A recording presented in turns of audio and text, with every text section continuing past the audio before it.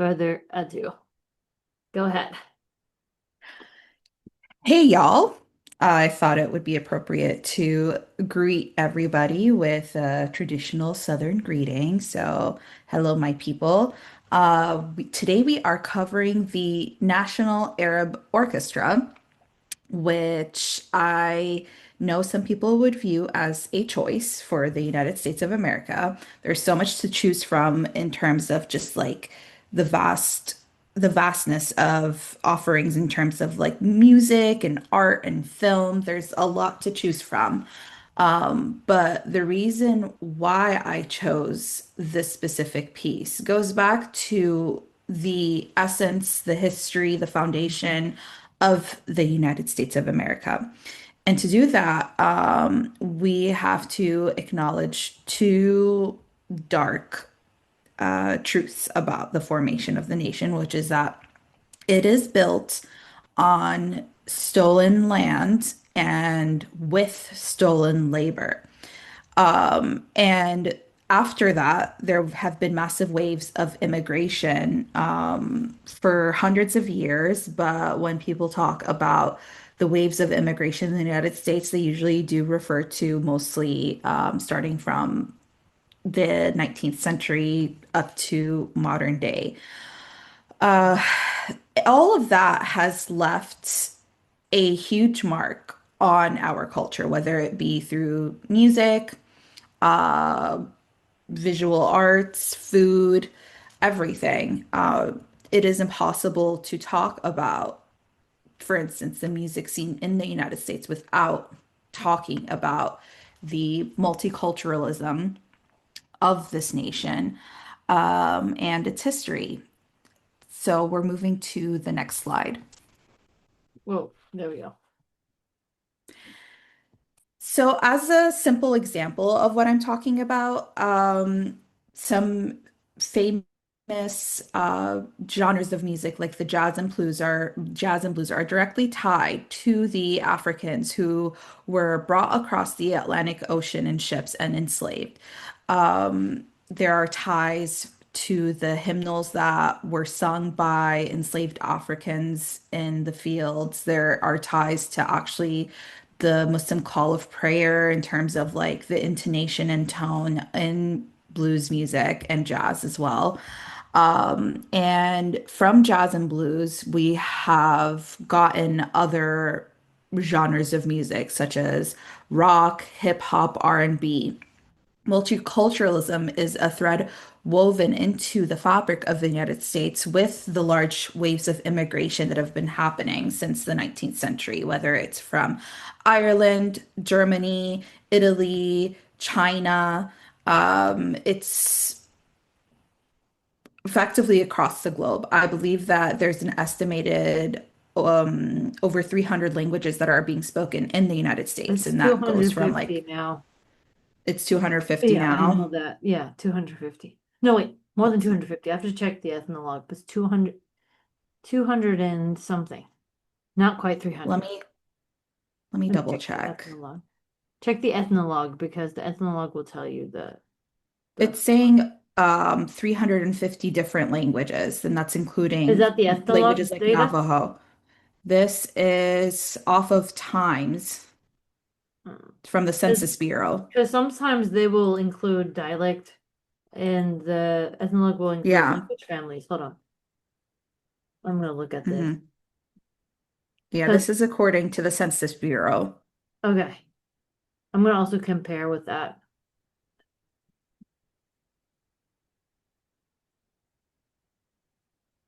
237 official languages in the ethnologue, but that is not that's not breaking down the dialects the same way as the Census Bureau would. I think the Census Bureau would include um these would include the language families. So hmm yeah, and this is the Institute of Linguistics. So yeah, there are Okay. 237 standalone languages. And then as far as breakdown, there would be more if you want to break them down into more subcategories. So similar. Hmm. Anyway, sorry, I just wanted to look at the visual linguistic data because I'm a nerd. Anyway, Yeah. go ahead. Yeah. Sorry, So yeah, people. there it's like a diverse landscape of languages. Before it was kind of more associated with large cities, the idea that you can be on a block and can hear like, spoken, have a bowl of pho here, try Nepalese food, just a 2-minute walk from where you are. But that is also spreading into like the suburbs, small towns. You'll find a wide variety of food offerings. So going back to why I decided to choose the National Arab Orchestra and specifically this piece is the fact that there was a large wave of immigration from the Levant region. We're talking like Syria, Lebanon, Jordan, Palestine in the early 1900s. And then there was another wave starting from the 50s and so forth. So this is tying into a larger history of the United States. And oh, next slide, please. Sure. Look at it.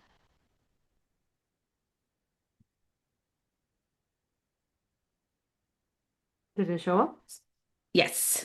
Okay. So the song and the performance that I chose is a title called Lama Bada Yatathana, which is actually a song from al-muwashshahat al-Andalusia, which is a specific type of poetry that was formed and gained popularity in Al-Andalus or Andalusia in Spain. Mhm.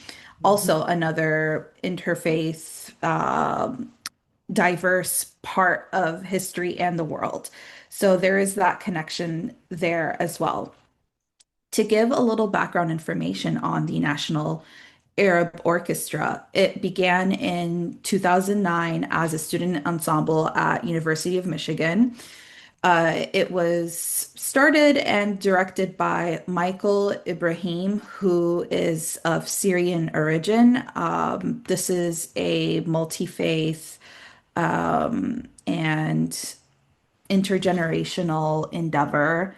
And you see that reflected also within the performance piece itself. Because when people hear the term Arab, they have a very specific image that pops up in their mind. And Arab is a term that refers to a socio-linguistic identity rather more so than a genetic or a religious one. So within the orchestra, you have people of different faiths and different backgrounds. So he is a Syrian Orthodox origin. The singer Abeer Nehme is has also she's Lebanese, but she does have Aramaic background, which refers to the language spoken by Jesus. That's kind of the Mhm. language that the Bible was revealed in. And you have small populations and small villages within Syria that still speak that language to this day. So that's just another interesting tidbit. They were rehearsing for a couple of years and they made their big debut at a concert at Britain Recital Hall. They established themselves as a nonprofit, and they got their first major grant in 2013. Beyond that, they started a Building Bridges Through Music program within the Detroit public school system. It was designed to teach students about the richness of Arab culture and providing opportunities for cultural understanding and enrichment. And they made their national debut at the Woodruff Arts Center or the Atlanta Symphony Hall. They have been involved in several big projects. They premiered an original score by the Grammy-nominated composer Karim Rostom, and they did an East meets West hip hop fusion project And a lot of their ethos is about melding styles and cultures. And as the initiative that they started within the Detroit public school systems, which is about building bridges. They make that very clear that that is a driving force in what they do. And since then, they have gained a lot of popularity within the United States and internationally. Their performances sell out frequently, and they're not afraid of adapting and switching things up. Like recently, they did a karaoke style performance, if you can call it that, where they had their orchestra set up and they were performing and singing like really famous old Arabic pieces with, words projected on a screen, and it really encouraged an interactive experience with the audience. So they're not afraid to play things up and sort of expand boundaries of what is traditionally associated with an orchestra or a symphony. So that is one piece of the performance. The singer who they brought on, a diva, her name is Abeer Nehme. Her singing abilities are just amazing. She's the first artist from the Middle East who signed an international record deal with Universal Music MENA, and she's recorded 3 albums, I believe, and she also delved into the world of television by preparing and presenting a 40 documentary series called Ethnofolia and Musiqa al-Shu'ub, Ethnofolia, Music of the Nations. So she travels across the globe and she looks at the roots and origins of the culture of the places that she's visiting, their folk and ethnic music, and interacting with the people by actually singing their songs directly, cooking their food. It's a pretty cool project. I would recommend our listeners to check it out. And she is a formidable force. She sings in 27 languages, ranging from like Afghani, Tajiki, Amazighi, Latin, Greek, Romani, Sardinian, Coptic, Bengali. Like it's really a long list. And she's won a ton of awards, like the academic prize of the Lebanese Diva Wadi Slafi. And excuse me, she also does a similar thing to the National Arab Orchestra, where she'll sing different styles, and she particularly is really adept at singing in a very typical Middle Eastern style. She is like self-described Oriental style singing, but I don't really like that term, but that just might be the technical term for it. Yeah, that's just And the textbook term, I think. yeah, yeah, I just, I have Oh, I issues see, right. with the term itself, but that's a separate conversation. Uh, she's got a pretty cool background. She's a member of Aramaic tradition, so she presents like ancient Aramaic chants and culture and songs throughout her concerts and performances. And she was in the position of the Goodwill Ambassador for Roads to Life in 2016 and 2017. And she is just an incredible singer, very global and, representing so many different identities throughout her music and performance. And you can see that in this performance. She doesn't do just strictly like a Middle Eastern style singing. You'll see that she kind of weaves in operatic elements, the whistle tones, those aren't really found within the typical Middle Eastern style of singing. So she's incredible. And then The third piece of this performance is the UMS Choral Union. They're from University of Michigan. Intergenerational, multi-faith group. It's open to both students and faculty of University of Michigan. They were formed, they're old, they're like established. They were formed in 1879, and they've been around for like 139 years. They're led currently by Scott Hanoian, and they have 150 people within their orchestra. Funnily enough, they just held auditions like October 27th. So, if you guys are listening, you just missed the cutoff line, but maybe next year. They were featured in a Grammy Award-winning recording of William Balcomb's Songs of Innocence and of Experience under the leadership of Leonard Slatkin. They were also included in a Grammy-nominated recording project, a Restayan trilogy by Darius Milhaud, and it was conducted by Kenneth Kiesler. And their repertoire is quite vast. Slide forward, please. Hmm.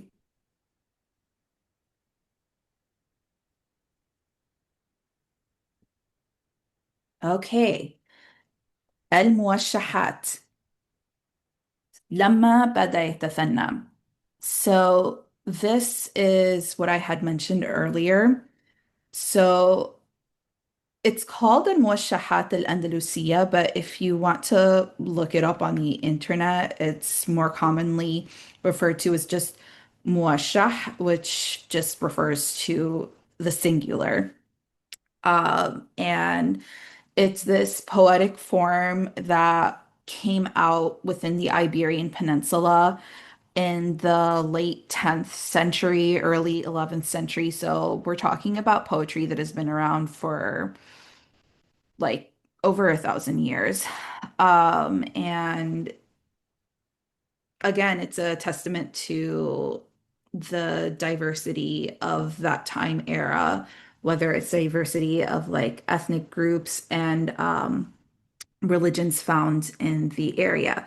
So they were a lot of times composed in Arabic, but Sephardic poets also composed muwashshahat in Hebrew.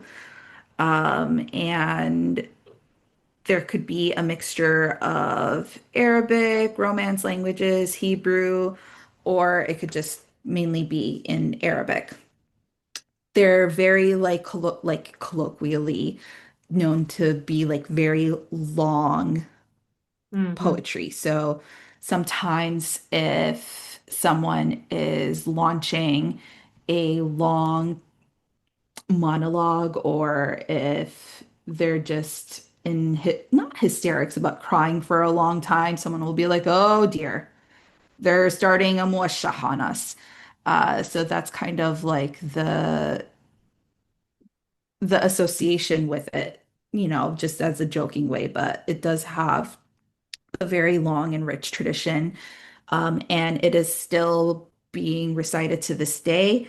And this specific poem, Lama Bada Yatathana, has been part of the repertoire of many famous Middle Eastern divas, like Fairuz. It's been popularized within performance art, but its popularity does precede that as well. I just wanted to make that distinction. Um, and I thought that it was really lovely that they had the UMS Choral Union singing the chorus. They actually didn't do a bad job with the pronunciation. It wasn't like bad at all. So I give their kudos there. They did a great job also with invoking the emotions from this poem or this song. And the piece that they sang that's popularized within this song is a shortened version of the poem. It's like much longer, but this is the portion of the poem that's been popularized through this song. And the I'm just going to read the lyrics in Arabic, and then I'm going to give a translation. And I do have to give a little cap, does not do. the lyrics or the poetry justice. There are some words that just you can't translate into English. It just Like what happened to us before. yeah. Yeah, like I even asked, I'm like, how do you translate this word? Because it says this in English and it just does not sound right. Right? And Like I what asked a was bunch of that people and one? they were like, yeah, like what was it? Review Go me, back to our revise me. episode in Spotify. Yeah, that was it was. Yeah, That was it. revise me. Yeah. So like technically, I Oh guess my like God. this translation does the job. It's not like completely wrong, but it's just, it's just a word that is difficult to translate. There is no English equivalence of the Arabic term. So in Arabic it goes لما بدا يتثنى أمان حبي جمال فتنا أمان and then وعدي ويا حيرتي مالي رحيم شكوتي في الحب من لعوتي إلا مليك الجمال. And then there's that refrain of Aman, Aman, Aman. And the English translation goes, when my love appeared walking with a swinging gait. So the swinging gait is the part that is not really coming across. It's not really like a swinging gait. It's like supposed to invoke like an elegant way of walking. So not a swinging gait, but yeah. Uh, It makes it seem like a sailor just walked by. yeah, he just walked in swinging his arms. That's not really what it's supposed to evoke. And then Okay. next line is his beauty infatuated me. Something captured our hearts at a glance. A branch bended, once tilted. Oh, my destiny, my dilemma. None will answer my appeal for healing me from my ardor of love, except the Lord of beauty.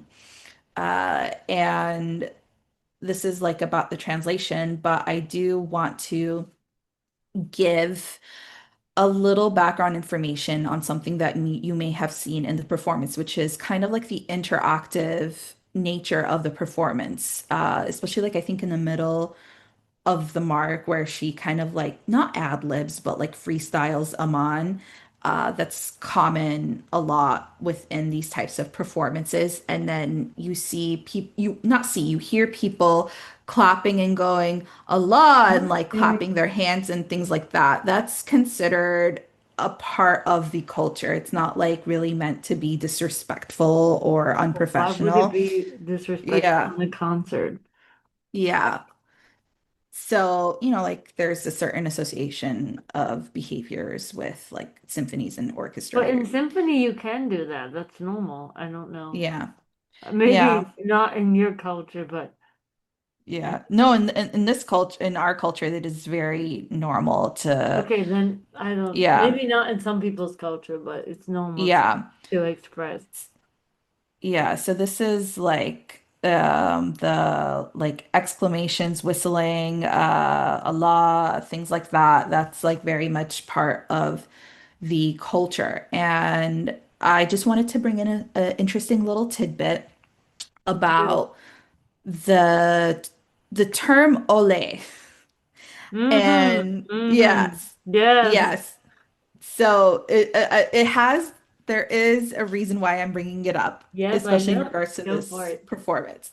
So there is dispute on the etymological origins of the term ole, but the historian Antonio Manuel Rodriguez Ramos, who has an expertise on the history of Cordoba, he stated that ole means Allah, and Yeah. he was talking about flamenco performance. Mm-hmm. So when what some historians believe is that during the time of Al-Andalus, that when Moors would see like a great performance, they would exclaim out Allah, like because they felt that there was divinity being channeled in, or that the performance was so amazing that it was a sign of divinity, of the presence of God. And so that exclamation of Allah was meant for that. And so Allah transformed into Ole.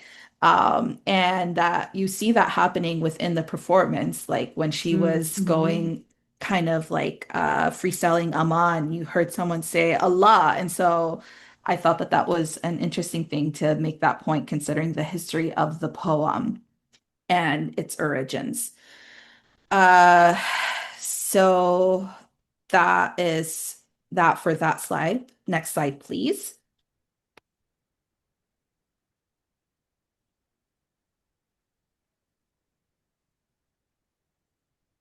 I think it's there. Okay. So I'm so curious to hear all of your thoughts. We're moving on to rating and critique and time to get on our soapboxes because sometimes we go on tangents and rants and it's fun and delightful. So, Yay. Do you want to start first, Jeff? Sure. I'm gonna say that my overall score is like a 9 out of 10. Um, I think it's culturally relevant and Ayla really like emphasized that throughout. But I also think because of what is happening in America socially and politically, I'm like, without getting into too much detail, I think this is like really badass that you chose the National Arab Orchestra. It's very punk rock for you to choose that, and I love it for you, and I love it, and I love that we're emphasizing the multiculturalism in this country because there are so many people in this country that deny that, and because of racism, because of xenophobia, and there's a really strong history in our country of assimilation. Like a lot of immigrants that have come over here have been pressured or forced to assimilate into a quote unquote America first kind of way, to where like the language, like families lose their language. I relate to that in my own family history. Um, Usually it's a lot of like European immigrants that like assimilated that were non-Anglo-Saxon. But I think lately people are just, I think there's, um, instead of assimilating, there's a lot that's lost. So I love that we're talking about the different cultures, and instead of assimilating, it's just like finding a new way to live in a new land, in a new place, and bring your culture there, like in diaspora, and just the way that different places shape that culture into like its own unique culture that's still part of the mother culture. And also because New York's mayor, new mayor-elect Zohran Mamdani, won New York's election, and he is of an Arab, or not Arab, he's Middle Eastern background. So Oh, he is, this is interesting about him. He is yeah. Ugandan of Indian descent. Right, yeah, yeah, that's right. He's a third culture kid. I was thinking that. I thought of Yeah. Allison. Because he was born in Hey. Uganda and like grew up there a little bit, but his parents are Indian. And then Yeah. he His moved to yeah, and Let's his not get mom places. is into the a weeds, please. famous his mom is a famous Indian director. That's amazing. Nepo Yeah, baby. Just kidding. exactly. No, I love it. I love it. I'm just great. And it's like a lot of people, it's like, it's such an exciting time. And then, of course, there's detractors that are like butthurt over it. But you know what? Let them be mad. I don't care. Screw them. Okay, let's not get into the leads of local affairs because we have No, a global but it's not audience. local because Right, it it has has a a bigger national effect impact in on this others, but country. it's still Yeah. local news compared to Yeah. the global scene. So, Yes. if you So I have can, to, yeah, let's sorry. go So back. culture, Yeah, because we can't take the yeah. tangent train for that. Okay. So cultural impact, I'm going to say 10 out of 10. Commercial impact, I'm going to say like a 7 or 8 out of 10. I do think there's a lot of commercial potential. It sounds like it sounds very cinematic to me, and maybe that's because a lot of films use Arab music or Middle Eastern music of those origins in their soundtracks. Even like obviously if the film is set there, like Dune or something, where it's like kind of coded, or even not. I just think it's that kind of this genre of music is very heavily influential in like Western cinema. So it reminded me of that. So I think the commercial impact is pretty high. And yeah, I think those are my two main critiques. I just really liked the improvisation aspect of it. Just I didn't really know where it was going to go when I was listening to it, and I really liked that. And it was only 10 minutes, but it felt longer, and I love that too. You just lose sense of time when you're listening to this piece, and that was really awesome. And also like a historically cultural impact because it's based on a poem that's like one of the main pieces in the Arab repertoire. So it's a very significant piece, very known piece. So I think this was like a really good choice. And those are my critiques. That's good. We open up my same critiques. So yeah, I thank you for your critique, Flo. Love it. And I have some things that may be similar, some things that may be different. But here we go. Totally, I'm giving this one an 89%. And here's why. So I'm gonna break it down briefly. As far as the cultural appeal, I really did love the fact that you did pick a cool poem, which is super cool and historical and awesome. And I love how it's fusing the Andalusian Moorish cultural heritage with Western choral and orchestral forms. And I like how that really creates a beautiful intercultural conversation. And I love how it honors the musical identity and at the same time it makes it very like staging it in a very cosmopolitan type of venue. I really love that, and I think it's exceptional as far as what it can do, but it's not like entirely boundary breaking.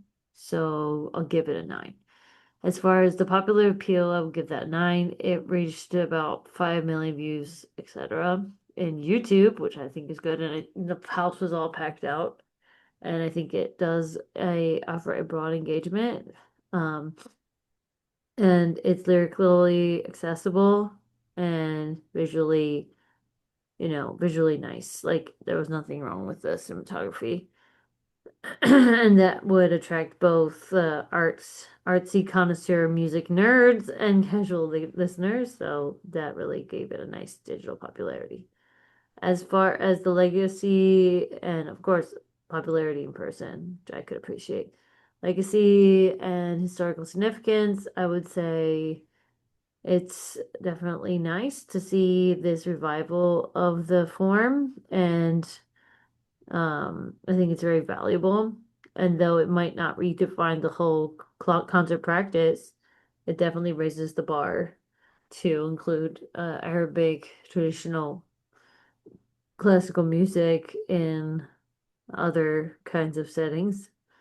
So I would say that's an 8. I also love that what the orchestra has done in itself, as far as being a leader in terms of orchestras. It's really gotten a very prestigious status in the world generally.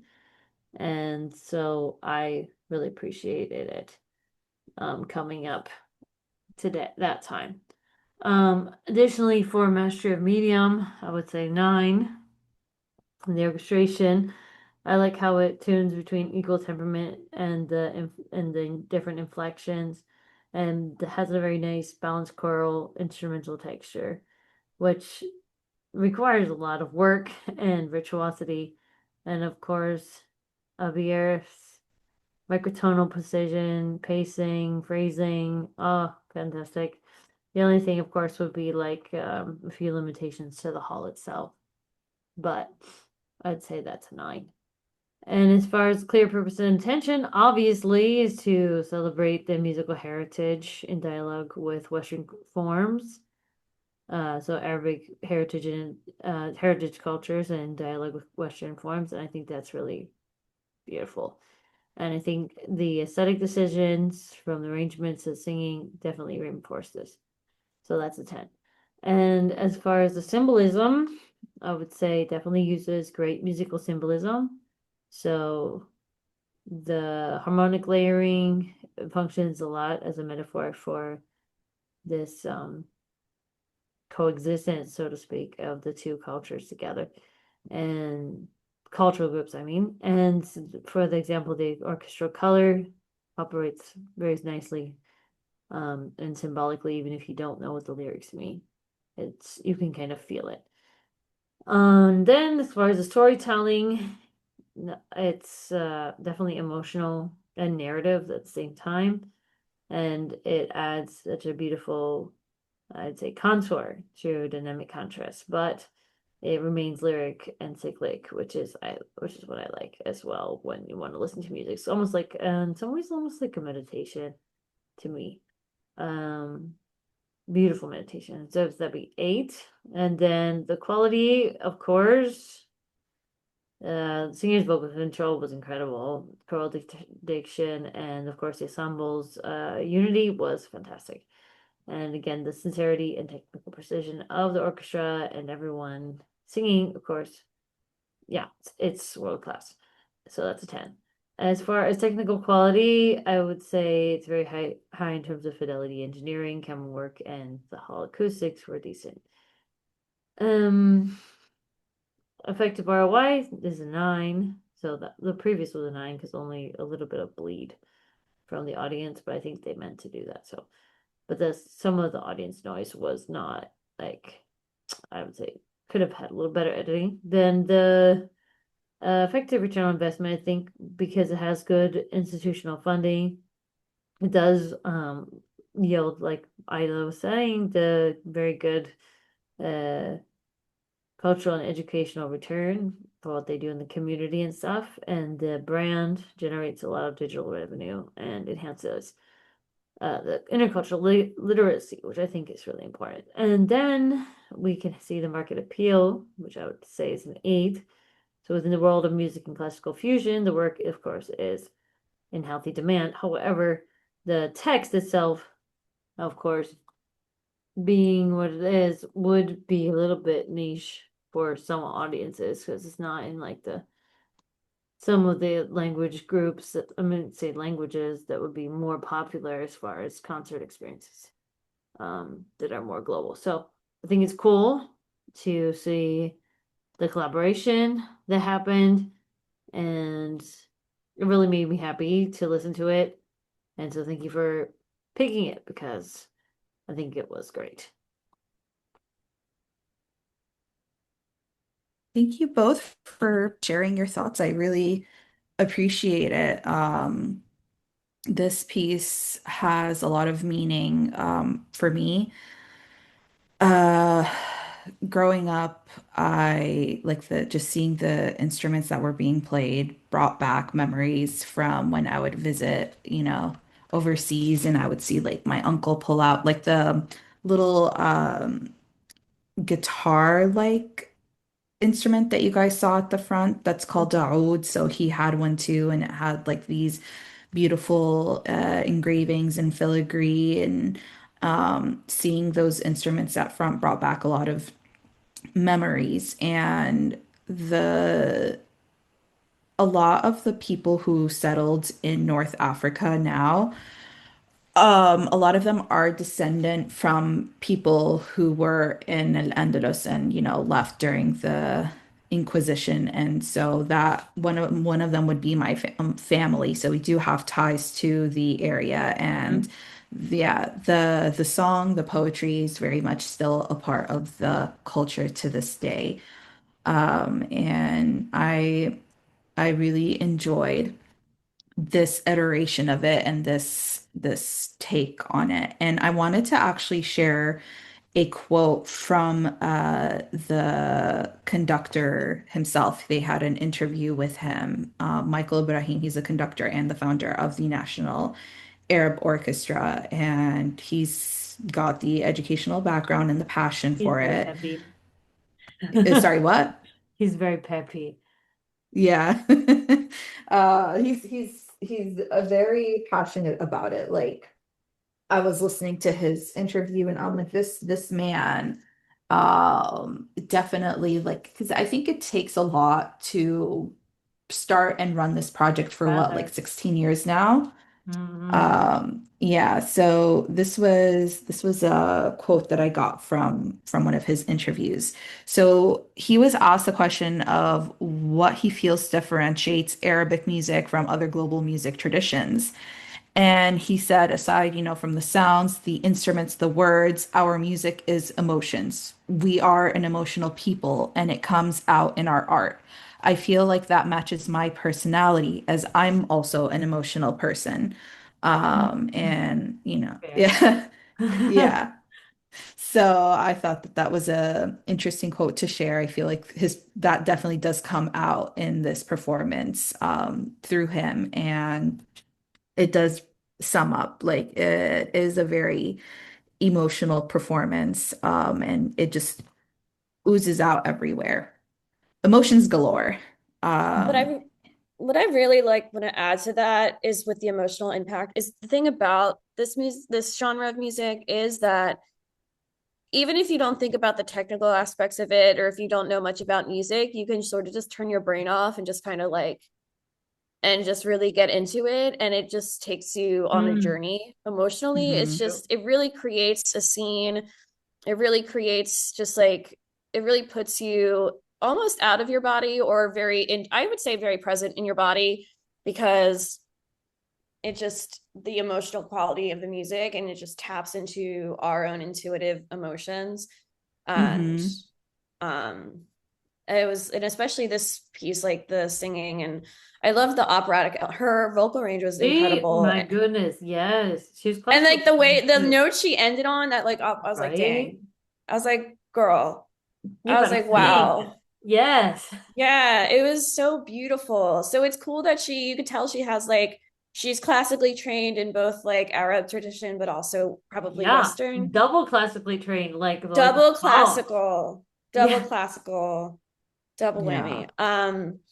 So I loved that. And I do like the emotional impact of the music, because it's like, and because you don't know, it's because emotions, like it taps into like this collective conscious experience we all have, regardless of your cultural background or your knowledge of the culture that it comes from, or even if you are familiar with the poem that the song is, you just can get carried away by it, and that's really cool.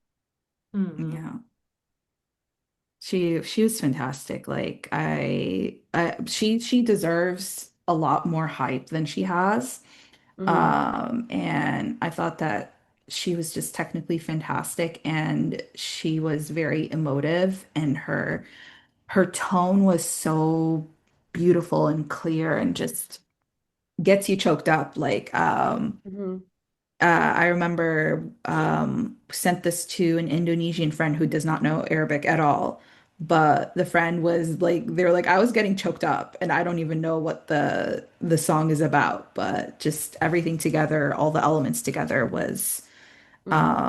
yeah, melding in. And I love how like they started it with the Arab instruments, the taht, the which would be like the oud, the little lute, the qanun, which I guess like would colloquially be known as the Arab harp. And so that like really got like the attention at first, and then they added in the other instruments after. Mm-hmm. Hmm. Yeah. Yeah. And I don't need to go through all of my ratings. My ratings are actually pretty close to yours, Allison. We are always So rating similarly. I was like, Anything, nothing below an 8 here. I think I just 89 here yeah. for me. Yeah. Yeah, I think the lowest I put was for market appeal. I gave it a 7, but maybe Mhm. it's just because I'm a little pessimistic. I feel like the market appeal should be bigger, but just where we are right now, I'm just like I'm giving it a 7. But yeah, as far That's as fair. like, yeah, I was like cultural appeal and popular Hmm. appeal, 9. The clear purpose and intention, I gave it a 9, but I feel like it's a 10. But I'm like, I don't want to show like too much favoritism right now. And then performance quality was 10 and technical quality was 9. And I was like, I also want to hear Allison's thought about that. Like, especially because like they Are we going um to Q&A now? Because we, yeah, but I just, I just wanted to we'll change the say that slide. they have information on like the sound engineer and production manager. So when I saw his name, I'm like, oh, I wonder what Allison would have to say. But yeah, we'll do the Q&A session now. Um, I do like have a question that I wanted to ask Ask your both real of you. question first, and then Yeah. Mhm.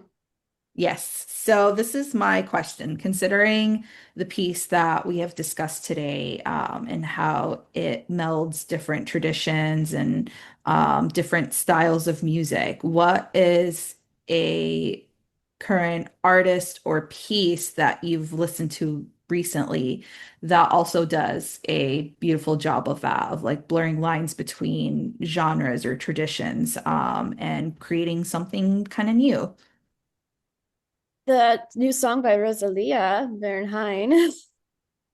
All right. we can talk about her whole album if you wanted to. Yeah, I haven't listened to the whole I album yet, and listened I to the whole just album. There's a few It's tracks. out. Yes, yes, it's out. There's Oh, only a few okay. tracks that I really like though, because I don't really like everything Oh, by her. But yes, it's okay, but yeah, I feel like, well, especially her single that she just, the first single from that album that's also in 13 languages, and the piece itself, it's an operatic piece and she's a pop singer, so for her to do that and show that aspect of her musicality was really awesome. Bjork being in there is iconic. And also, the song was very religious and spiritual. I liked that too. And Bjork's being, I guess, the part at the end where it reminded me of like a Disney princess because she's like with all the animals and the bird is singing to her. And it's Bjork's voice. I'm like, of course, Bjork is a bird. I love that. Bjork is a songbird. She is a songbird. So sentimental. Oh. Okay, so did did you understand her German? yes, of course. I'll Okay. send you later if you want the translation, but I because I have several languages like the yeah, actually let me get pull up the lyrics again. I can give you the translation if you want. Yeah. Yeah, because there were some I people, they can were like, I don't understand what she's saying in German, like people who know German. well Oh, she it's the thing is like her pronunciation of German was not bad. The people in thing is Germans always do these things. Like they're like, well, it's not perfect.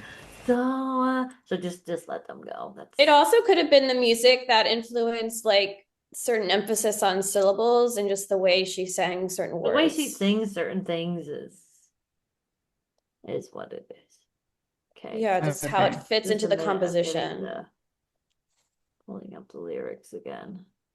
But yeah, I There- listened to the whole album actually today. So it's out for sure. The Yes. artist, meanwhile, while I figure out how I'm gonna pull up this lyric, is somebody named Susanna Baca. And Susanna Okay. Baca is a wonderful Afro-Peruvian artist who has managed to bring the Afro-Peruvian and Creole and a lot of other cultures together musically and represent them in her music. She's a legend. And I think another person I'm thinking about is also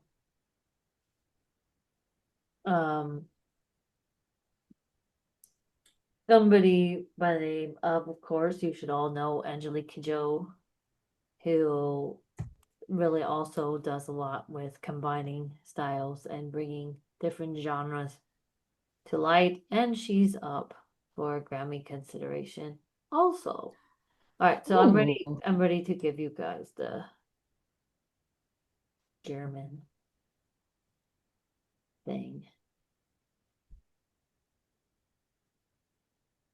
So your fear is my fear, your anger is my anger, your love is my love, your blood is my blood.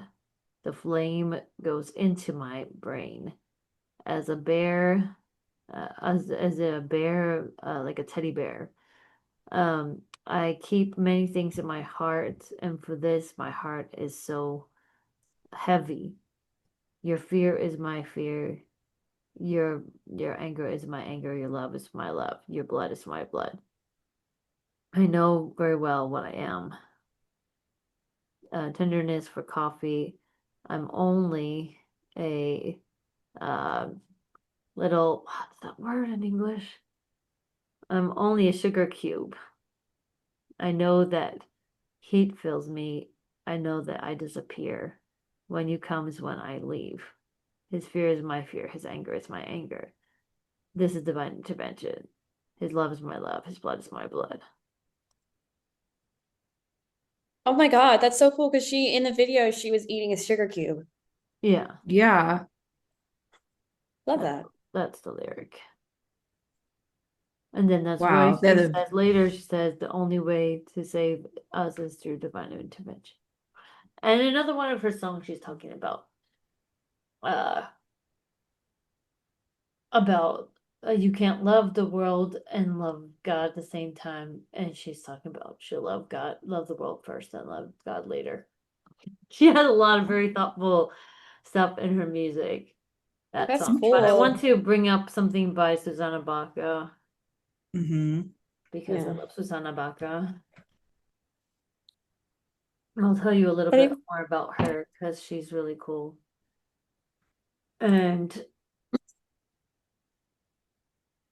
let's see. She is so let's give you her little credentials in case you want to listen to her music. She is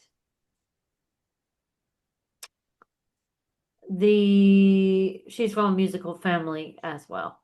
And she is a singer-songwriter, school teacher, folklorist, ethnomusicologist, and three-time Grammy Award winner.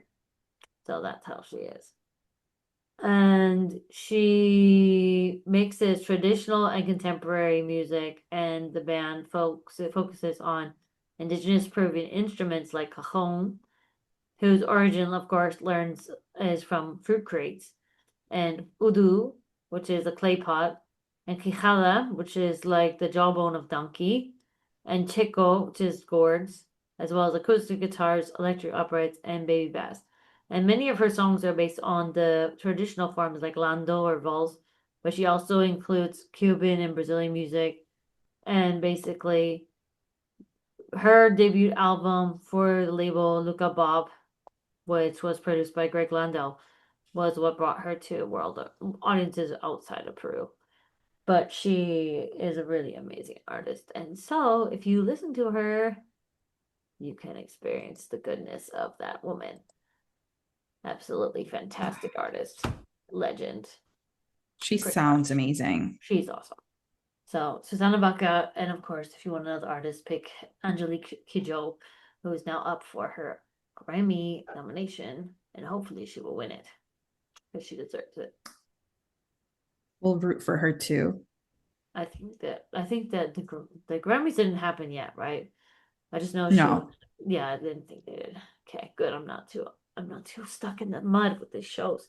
Anyway, so you wanted to ask me another question. What was it? About the production and sound engineering, Who was especially. the designer? I didn't even look. His name is David Shaw. Mm-hmm. And who was the producer? He is the sound engineer and the production manager. And this was at what venue again? Um, I gotta look it up. I X'd out Because I on can't that tab. remember. I know it's in Michigan. That I do know.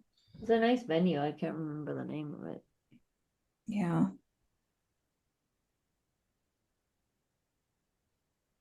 Um,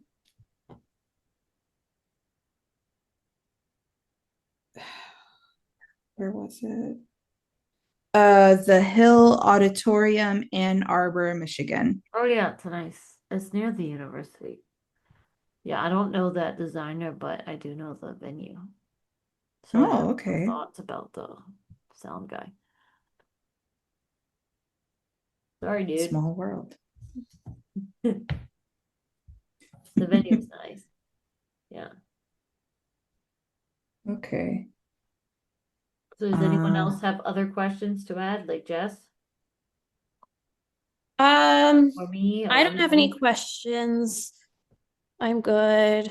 I have something for the entertainment news. Yeah, let's move there. okay. Yeah, they're camels. Jazz about this and that. Love it. So I think, well, the big news, this is like it kind of blew up 2 days ago or yesterday. I don't know how time moves anymore on the internet. Um, there's going to, Right. Emma Stone and Jennifer Lawrence are two famous US actresses are producing a Little Miss Piggy movie. And Mhm. the Little Miss Piggy movie will be written by Cole Escala, who is a Tony Award winning actor. They recently they successfully produced the and wrote and starred in the current Broadway show Oh Mary, which is loosely about Mary Todd Lincoln, though they did no research. So I want to see it's on Broadway right now, and it's become one of those like iconic cultural shifting plays. And the role, like the Mary Todd Lincoln role played by them, is like they really it's like such a larger than life role. And other people have played like Jinx Monsoon and Titus Burgess and other big actors that are like really big larger than life character actors, and it's become like a really well sought after and like iconic like role that people in the industry, like top people in the industry, like have it.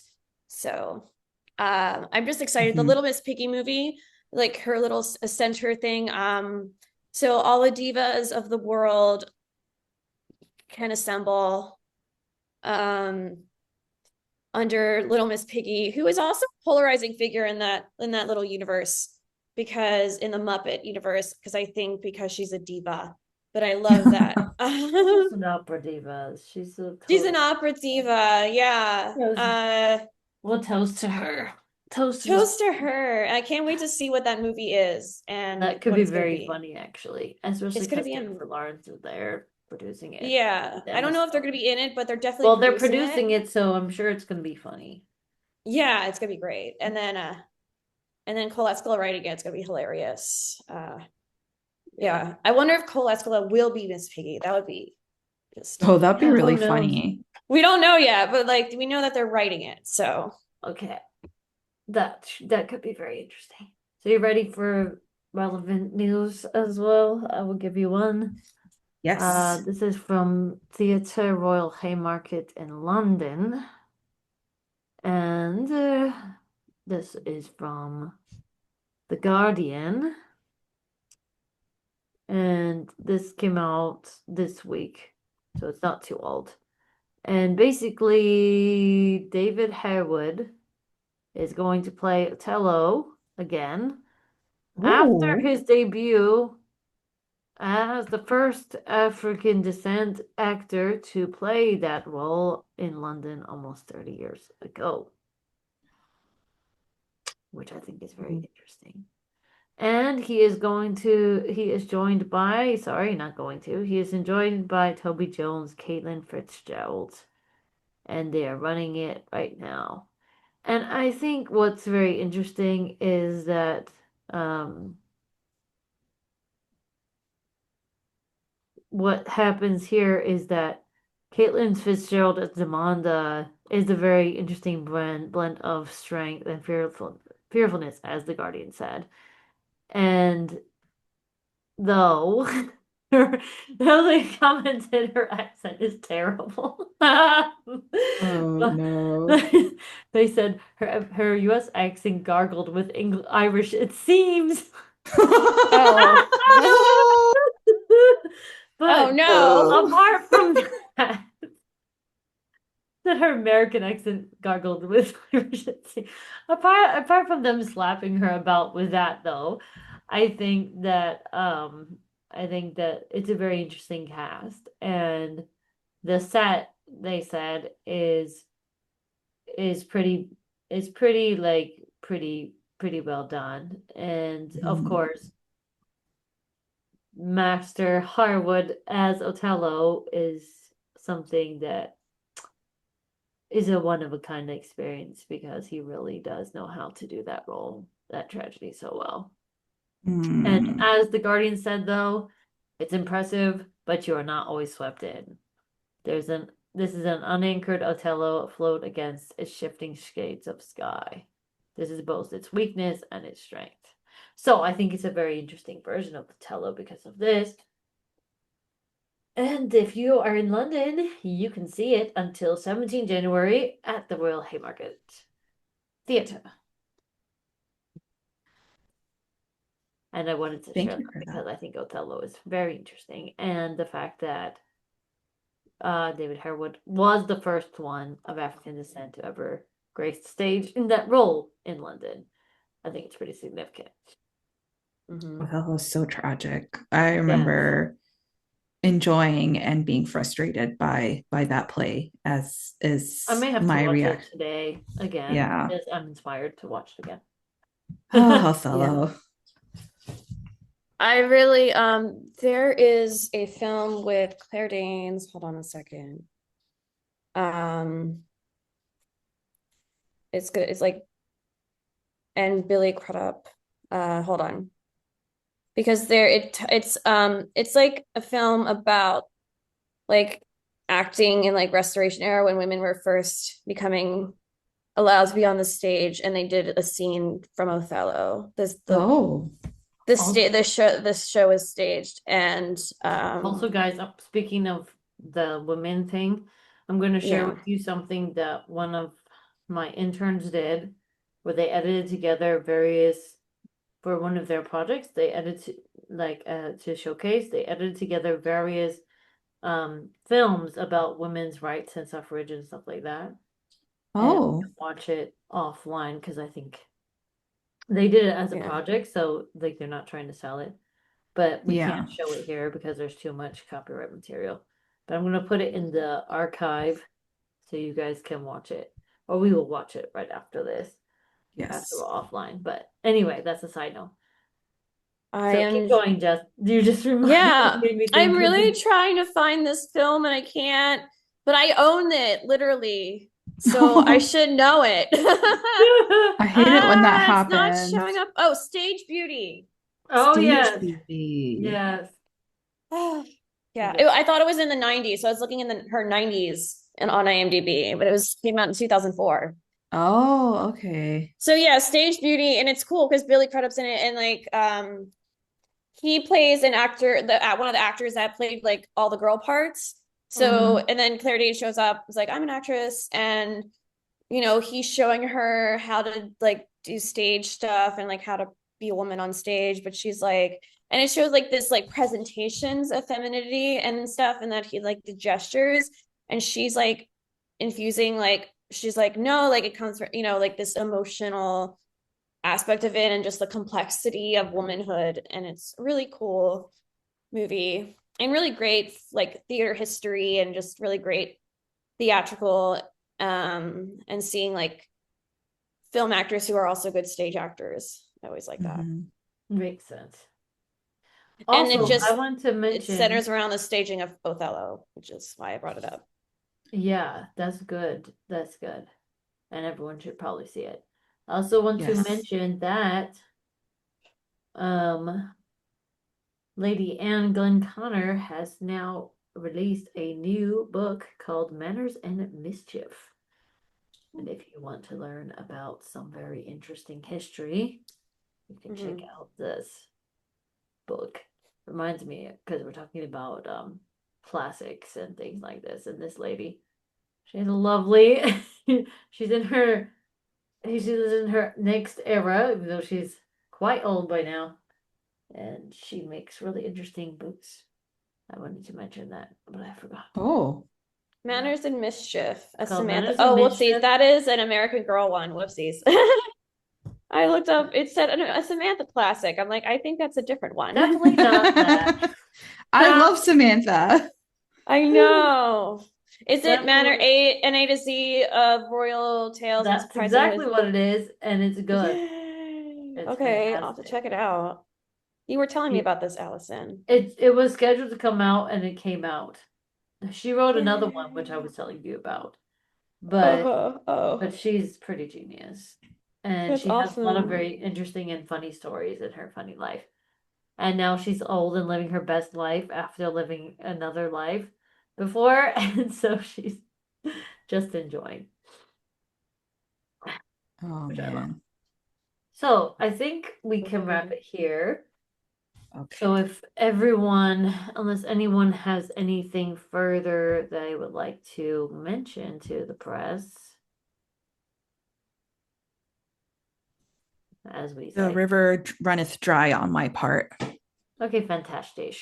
Well, then we will end this here. Thank you, everyone, for your contributions, and thank you, dear audience, for joining us. And we'll be back in another 2 weeks with our next episode. And hopefully, you will find this one to be interesting as well. Have a wonderful morning, afternoon, or evening, wherever you find yourselves. Yes.